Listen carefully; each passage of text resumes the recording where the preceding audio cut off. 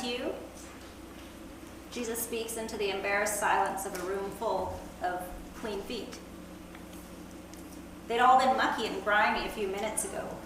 Just before that, the room had been sparking with argumentative voices, jostling and bawling for a place. Who is the most important? And what had Jesus done? Quietly gotten up, poured water from the jar into the basin, and picked up the towel.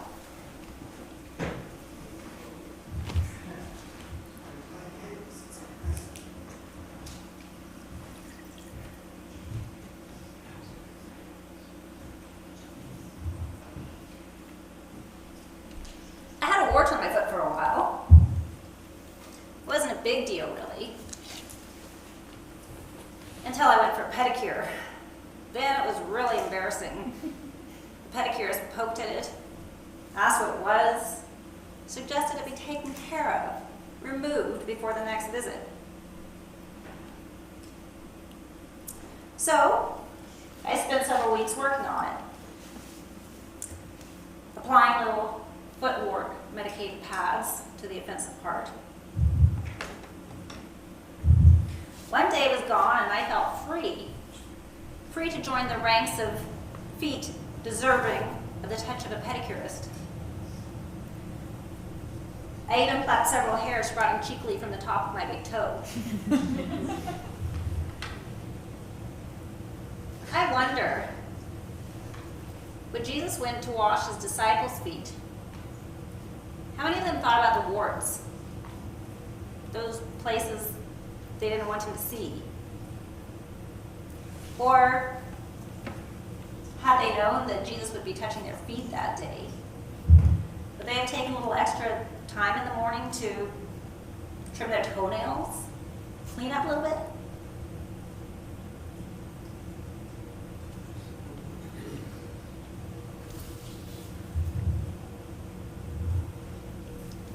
Simon Peter couldn't believe it. Wash feet? Get up close and personal with the less than pretty cards? His hands dirty? Preposterous. Lord, do you wash my feet? You won't understand now, Peter. Never will you wash my feet. Have no part with what Jesus is doing if he doesn't wash your feet. Well, then wash all of me. No, Peter. You're clean. It's just your feet. I can imagine nobody else says a word as Jesus goes around the circle, each silenced, lost in his own thoughts, shifting uncomfortably every now and then in his place.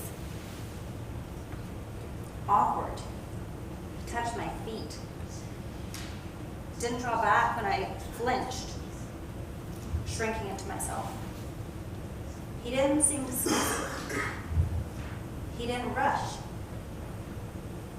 Seemed to enjoy it, in fact. His hands rough, but strong and gentle.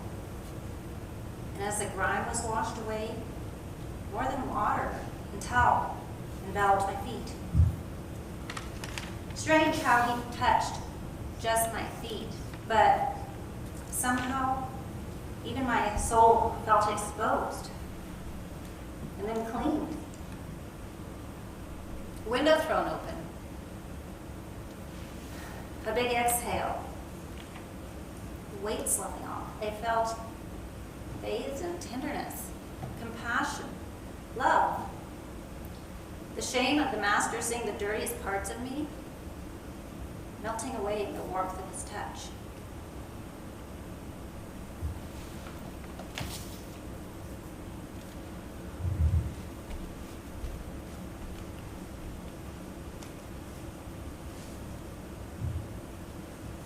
Jesus sits down again. Do you know what I've done to you? I've just given you an example.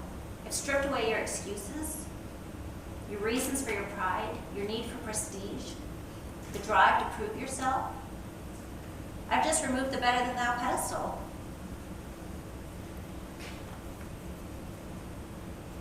Do as I did to you.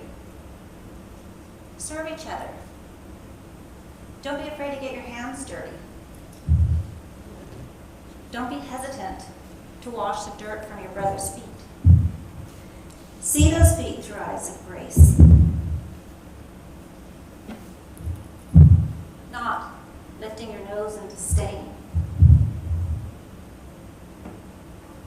Don't wait for somebody else to do the dirty work.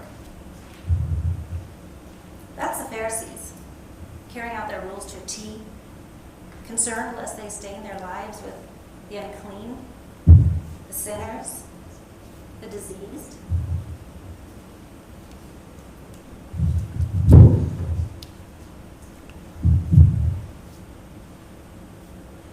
That's not what you're here for. Not for you. You aren't here to live a notch above the rest of humanity. Wade in, wash feet, love each other like I loved you. You know the grace you've been given. You know whose you are and where you're going. Live in response to others as I live towards you. Love one another as I have loved you.